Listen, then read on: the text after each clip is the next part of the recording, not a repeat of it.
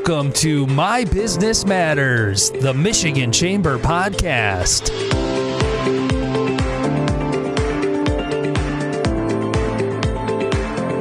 Hello, I'm Jim Holcomb, President and CEO of the Michigan Chamber of Commerce, and welcome to today's My Business Matters podcast. Today, we're going to be talking about one of the fastest emerging opportunities for Michigan's energy and manufacturing future, carbon capture and storage. Michigan's unique geology, strong industrial base could put the state at the center of this new wave of energy and innovation. We're going to unpack carbon capture, what it is, what it could mean for jobs, investment, and Michigan's energy independence.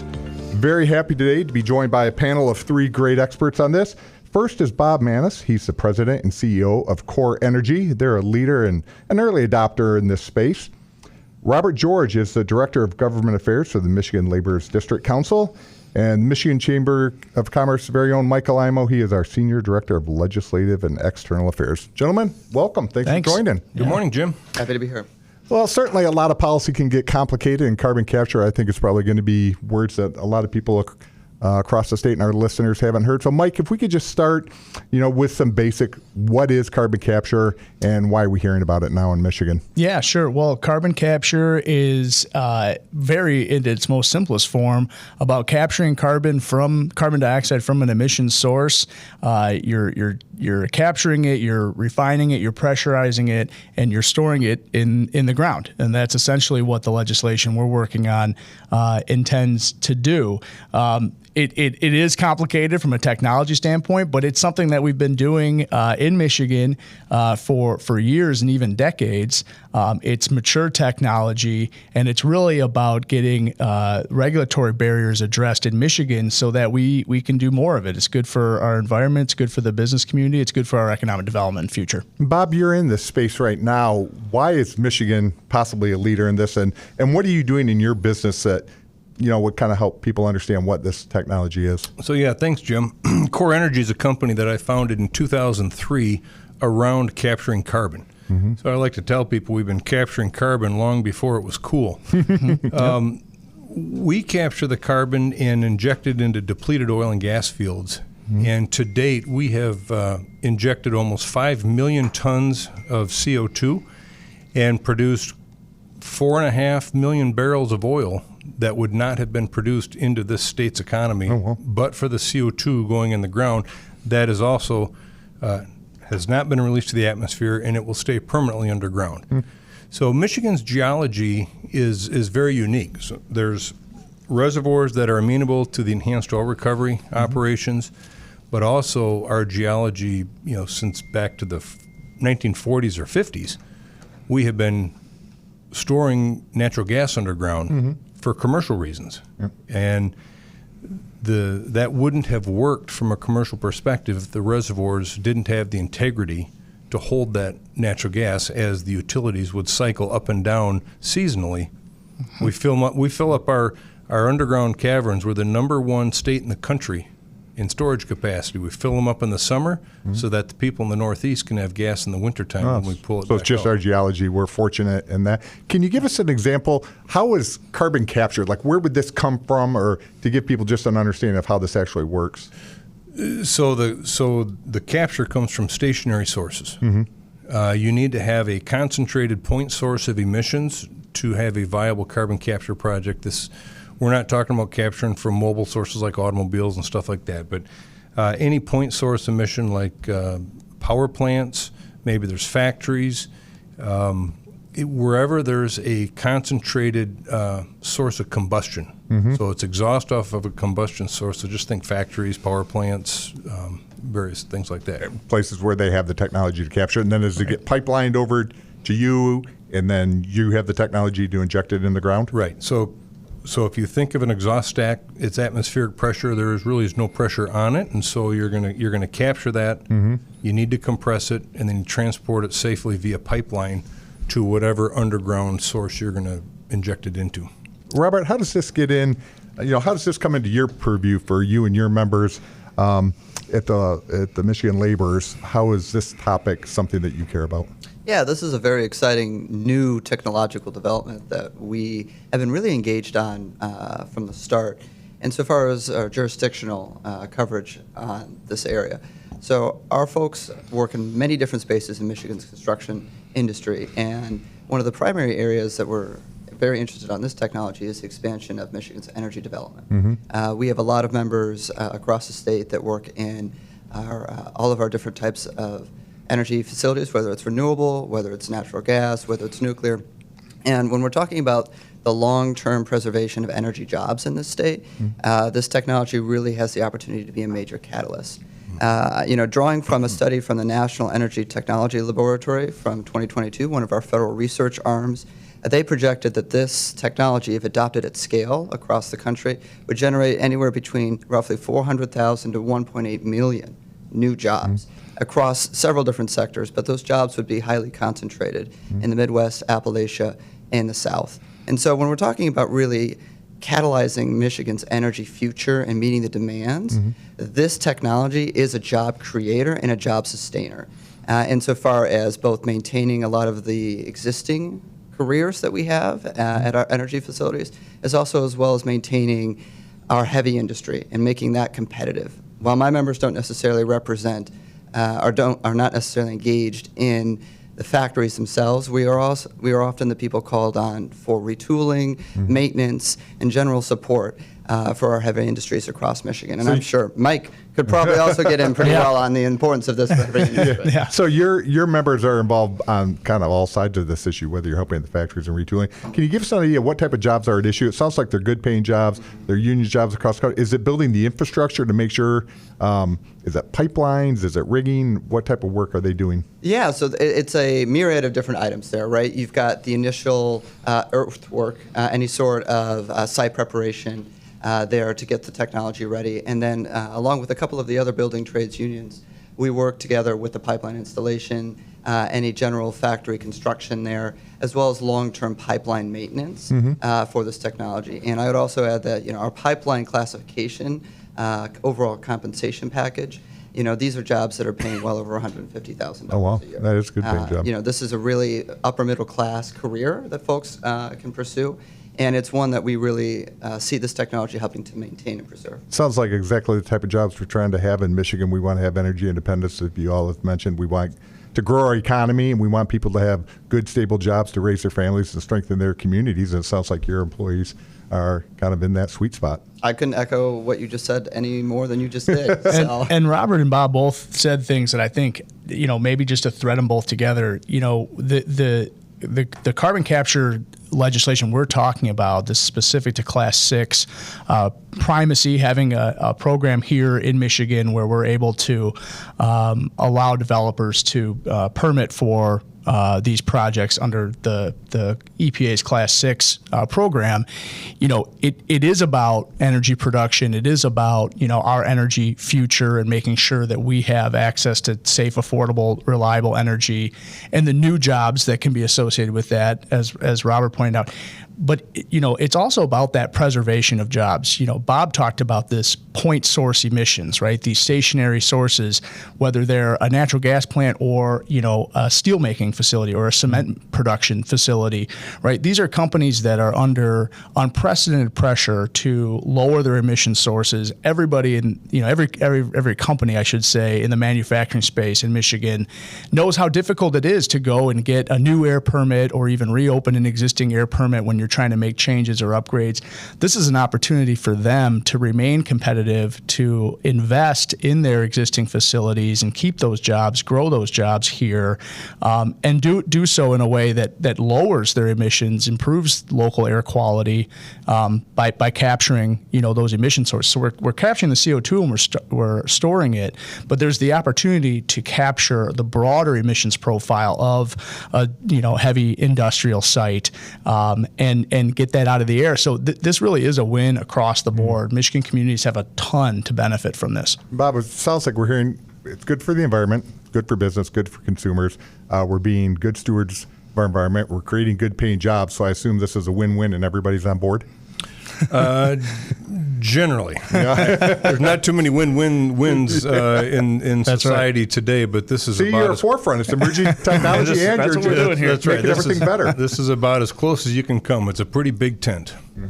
And where would somebody oppose this? Like, what do you hear? This is your line of business. Who comes to you and says, hey, Bob, we don't like what you're doing, or we want to oppose? We'll get to Mike a little bit about legislation about we don't want to make it easier to do this. So generally, I find that opposition to carbon capture, CCUS, comes ideologically from the far right and the far left. Those on the far left end of the spectrum will be of the mind that carbon capture is not good because, as Mike had pointed out and we talked about, it's a combustion source that you capture from. So you're combusting something which generally is a fossil fuel of some sort that comes out of the ground. And so the far left end of the spectrum is opposed to anything fossil fuel related, whether it's coal, whether it's oil, whether it's natural gas, things that you combust to get CO2 in a stream that you're going to capture. So if you enable emissions to be captured and no longer emitted, well, that's going to, by extension, enable more fossil fuel to be combusted and more extraction industry. So it's a philosophical argument for them. Philosophical argument for them. It's like that anything extractive and fossil fuel related is bad, therefore carbon capture is bad because we don't want to extend that. Okay, that's the far left. The far right end will be the we'll call them the climate deniers. And so anything related to climate, anything related to carbon concentration in the atmosphere is a fool's errand. We don't even need to bother with this. So any penny spent to mitigate carbon emissions is one penny too many. And so that's what you find on the far right end. And so I've found, whether it's working in Washington or working here, there's a very wide swath of reasonable people left in the middle. On both sides of the aisle, there's a lot of coalescing around just sound policy and good business. Yeah, and I think that's where you find the Michigan Chamber in our position on this. Try to be practical problem solvers. How are we good stewards of the environment, but still not damaging our economy, making sure that we have good paying jobs and that we're growing our economy. Mike, you started to talk a little bit about legislation. I'm going to keep it at a high level, kind of simple terms. What is the legislation needed for? Is it to streamline permitting? Is it to make sure new investors can come in? What do we need to do on the legislative front to help this technology continue to emerge and grow? Right. It's an important question because I think folks, need to understand the urgency behind this legislation moving. I mean, first, to say clearly, we've been working on this legislation for 2 years now. As Bob pointed out, we think it stands on its own merits. It's good policy. It's gone through a lot of changes through the process, which we'll talk a little bit more about. But you can do carbon capture today under Class 6. You can do it today. And by Class 6, because this is specific to this program of geologically storing CO2 permanently in the ground. So it's the program under EPA, and you can go to the EPA today and apply for a Class 6 permit and try to go forth and build out this project. The problem is, of course, you're going all the way to DC, and you've got dozens of projects and developers out there nationwide trying to get permitted. Well, we all know what happens. There's an innate bottleneck that takes place, and EPA said themselves they don't have the bandwidth, the manpower to address all of these permits. And so we know that if we really want to get in front of this, if we really want Michigan I want to see Michigan be a leader in this, but frankly, this is becoming a state competitiveness issue where we're seeing states like Illinois, Indiana, Ohio is in the process of working on a Class 6 program. So we know that these states are competing for our jobs every day. We need to get this legislation in place so that we have our own state-based program to accept these applications and work through the process. And of course, having a state-based program means you have the opportunity to be Michigan specific on some of these important statutory questions like landowners' rights, like fees and revenues distributions, all of these important key aspects that we as folks from Michigan want to have answered in the law. So this is really about helping move this process forward with a program that has the interests of all Michiganders best in mind. as I kind of alluded to, we saw the bills move through the Senate. That was part of a long and deliberative process where we were working across the board with stakeholders to try to address their concerns. You had a number of concerns from environmental groups that were brought to the table. We were able to address a majority of those while still allowing for, from the coalition input standpoint, still being comfortable with where the, statute was at so that projects can continue to move forward. But there was a ton of environmental protections added to the bills, things around wastewater and groundwater, drinking water under the, Federal Drinking Water Act. Things around, again, landowners' rights and having the department have the ability to put setbacks and noise, standards in place. And so we think that the bills have continued to get better through the process. Now it's sitting in front of the House where we want to see it take action. So what we're needing is we're looking at state legislative authority to kind of bypass what we would have to do at the federal.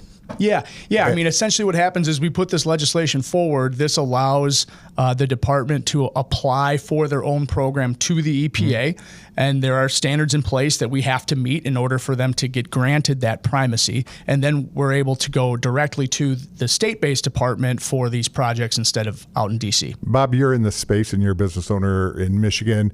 What does the legislation mean to you and your industry? You're having to work on this. I know you're a leader, a thought leader on it. Are you, when you come to Lansing and when you talk to policymakers, do they get it? Do they understand it? And are you happy with the progress that's being made? The progress, well, it's. I'm not sure anybody's happy with progress being made in Lansing when it comes to the pace of things. Yes. But that's okay. It's balanced, and Sure. People are generally understanding that this is all about permitting efficiency for us. Because as Mike properly pointed out, we can do Class 6 sequestration right now. We have 2 applications that we've made to the EPA in Region 5, and there's no certainty on permit timing. It's 2 to 3 years, hopefully. Oh. Well, if you're trying to plan a $400 or $500 million, $1 billion project and plan out capital, get bids, all that kind of stuff, and you don't know when you're going to get your permit and when you can start injecting, it's impossible to run a business that way. So this brings the permitting to Eagle, as Mike pointed out. Eagle representatives are suggesting they can have these permits processed, they believe, in a year or less. Oh, good. Because Eagle understands Michigan geology better than EPA does. Sure.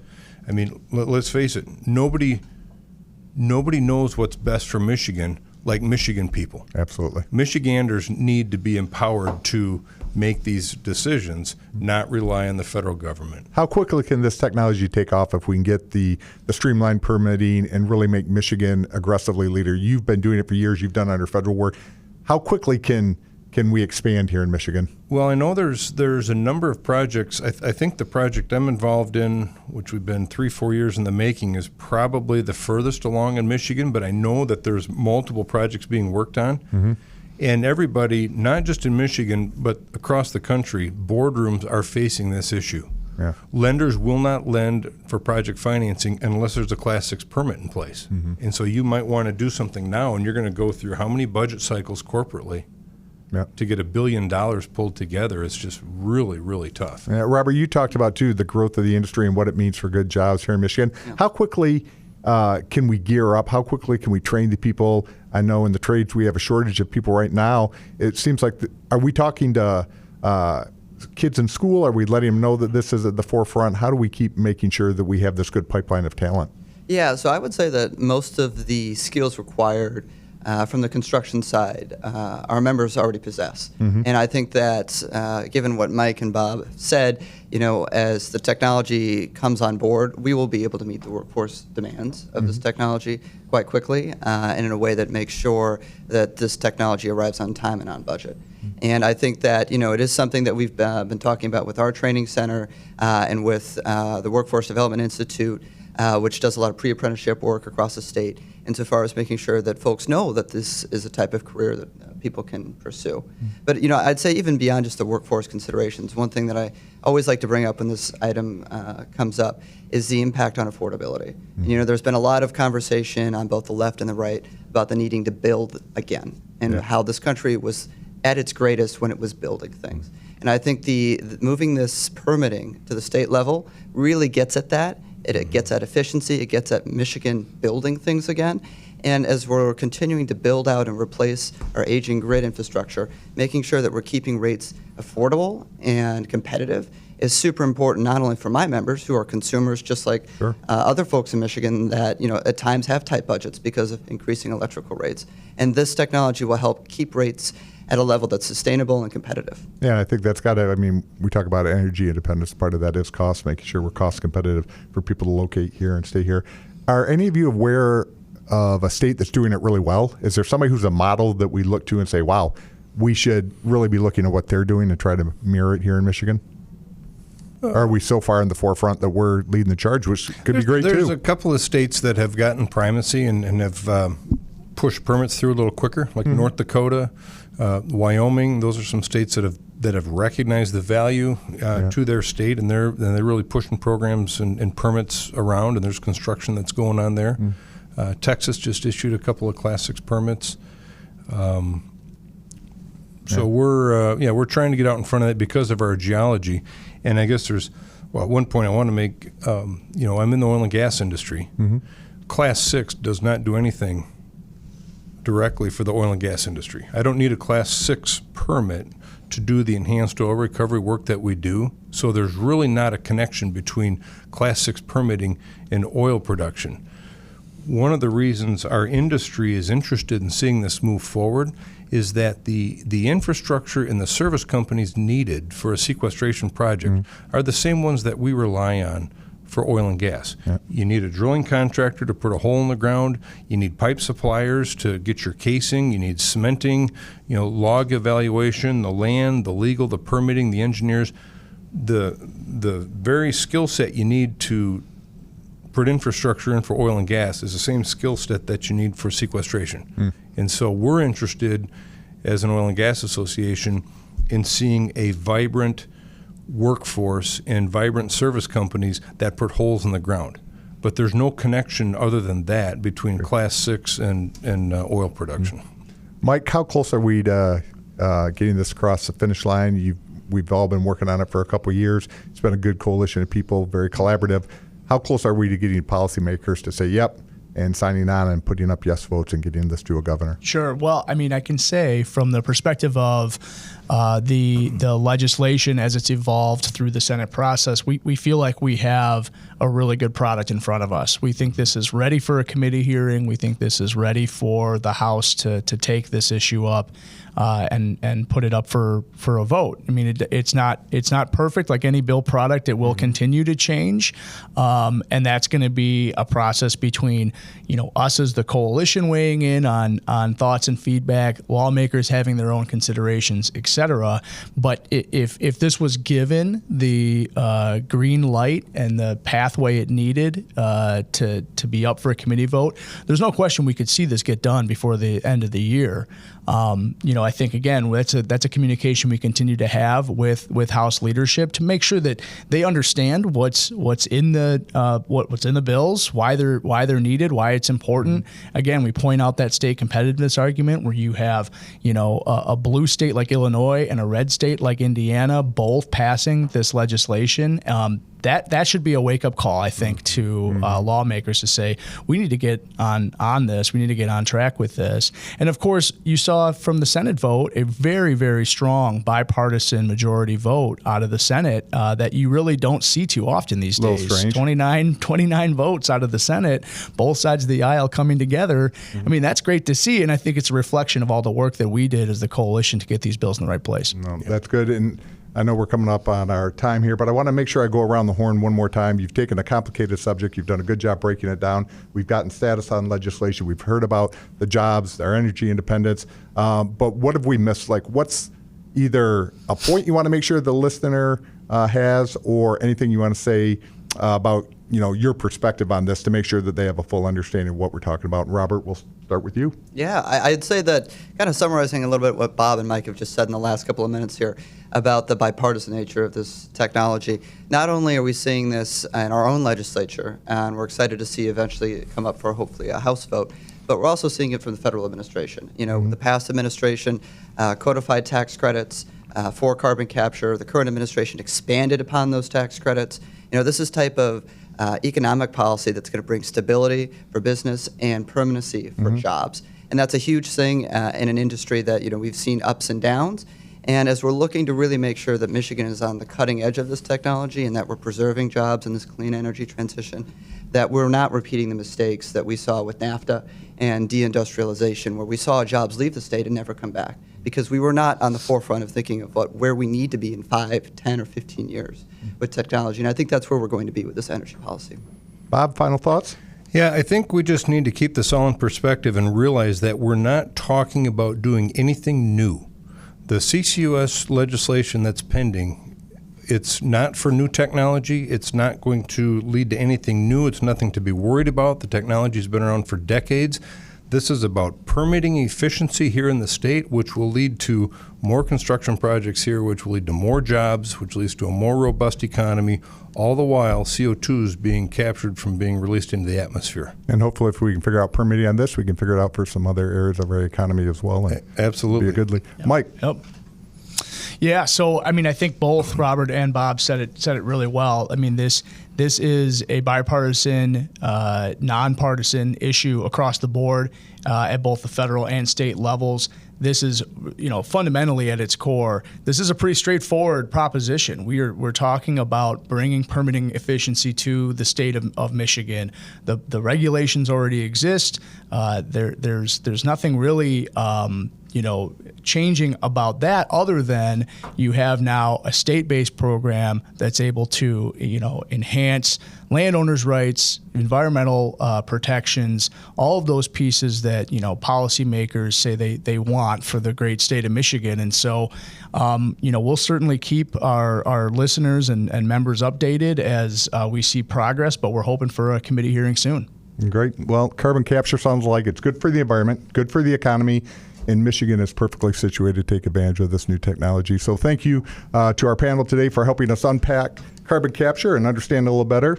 To Bob Manis, he's the president and CEO of Core Energy. Robert Joerg, the director of government affairs for the Michigan Laborers District Council, and Mike Alaimo of the Michigan Chamber of Commerce. Thanks to all of you for listening. Subscribe and like our podcast for easy notifications. And until next time, if you'd like more information on carbon capture or any policy issue in Michigan, you can go to michamber.com.